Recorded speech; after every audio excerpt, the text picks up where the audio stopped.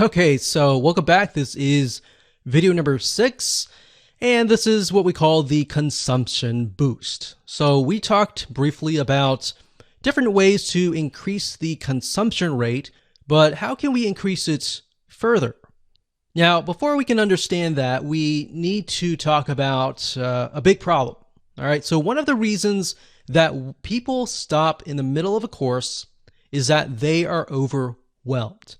Now, we talked briefly about this in the previous videos, but this is a big problem. People get anxiety. People get, stressed out when they get in the middle course and they think, oh, this is so much information. I'm getting information overload.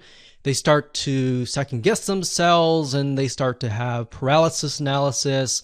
They ask all these questions, which then prevents them from actually moving forward. So how can we combat that? So the best way to avoid this is by what we call drip feeding. Drip feeding content, the idea is simply to space things out so that people receive video 1, video 2, maybe the first day. Maybe they have to do a to-do list before they actually go to video number 3. So what we found over the years is, yes, it can be annoying to some people. And a lot of people get annoyed by that because they are expecting all the videos at one time. But by giving them all the videos at one time, they don't realize that it actually goes against their success. So if you are going to do drip feeding, you may want to mention that in your introduction video and say, look, we've created this course to ensure that you have a high rate of success, that you are able to implement everything that we're going to teach you. So that's something to keep in mind. So like I said, a lot of people get annoyed by that, but like I said, in reality, your students are more likely to implement what you tell them if you space things out. So instead of giving everything on day 1, you can spread it out. Now, the nice thing about LearnDash and other WordPress plugins is a lot of them enable you to drip feed. That's a very standard option these days. Now, you really need to weigh things out. Is that something you really need? Because if your course is very simple, maybe you don't need that. But if it's highly technical, a lot of times you will need that. So that's just something to bear in mind. Knowing your audience is key. So if your audience, let's say, for example, is a lot of newbies, you want to make sure that you space things out. So now what I want to do is jump on over to LearnDash and show you around and show you the drip feeding feature and how to go about implementing that. Okay, so drip feeding your content is very easy to implement. All you have to do is simply go to your course.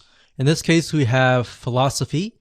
You want to go to your builder, and underneath your builder, you're going to have different lessons. So this is one lesson.